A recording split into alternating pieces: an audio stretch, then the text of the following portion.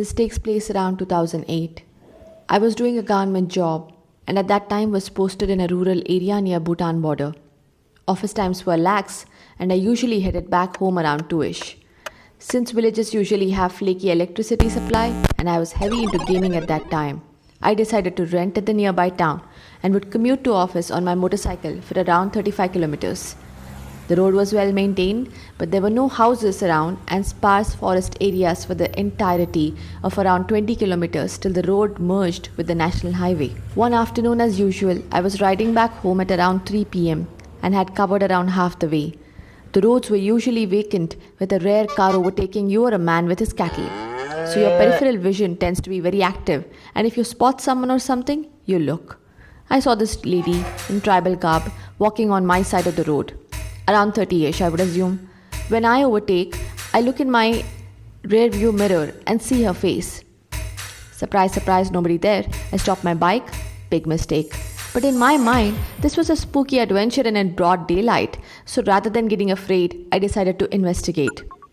The rest of the evening I spent playing games and eating dinner. Nothing unusual. I go to bed around 1 am. At around 3 am, I suddenly woke up with an intense feeling of dread. I open my eyes but cannot move my body. Sleep paralysis? I know it. I've had similar attacks a few times before, so I knew how to deal with it. I try not to move my body. I just close my eyes and wait for it to end. Suddenly, I find myself being embraced from behind by cold hands. I can feel the coldness radiate through my body. Now I felt anxiety like I never did before.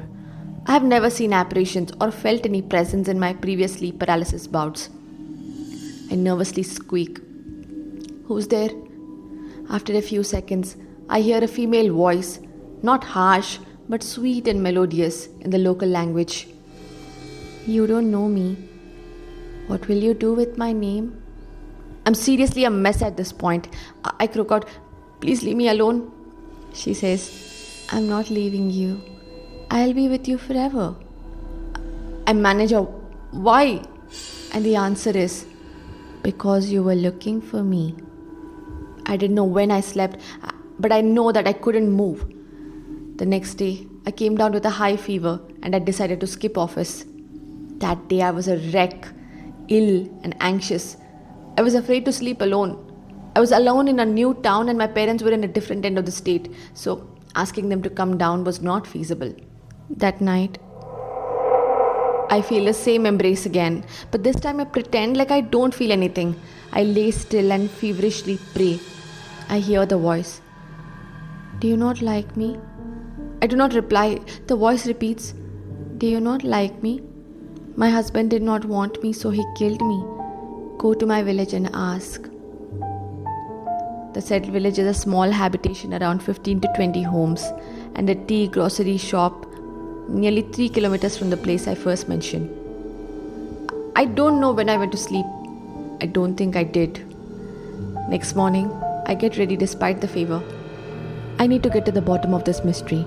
I reach office and confide in my attendant Ram. He was a local. So Ram and I head off to this place on my bike. We head for the tea shop and strike up a conversation with the owner. Chatty fellow. He tells Ram in their local language that the wife of a woodcutter who stayed there was found mysteriously dead by hanging a few days ago. Local authorities declared it a suicide, but the real tea was that the couple was constantly fighting. The wife did not conceive after 5 years of marriage. The husband was obviously grieving for the public, but tongues were wagging about how he had done off with his wife. I knew what I needed to know. Ram takes me to a local Baba who asked me to narrate everything in detail. I spill all the beans. He says I was a fool to stop there and God was with me that I was not dead in these 2 days. I shivered, my fever refusing to leave my body. According to him, people who get their lives snuffed out are usually malevolent after their deaths. They do not know right from wrong and vent out their anger on any poor soul who happens to cross their path. And I, like an idiot, had to stop there and look around. He performs a ritual for me and gives me the ashes. He said, spread these on your entrance and near your bed and do not clean them off for 7 days. He takes only $20 from me as a payment. I do as I am told, and that was the last time I was bothered by this entity.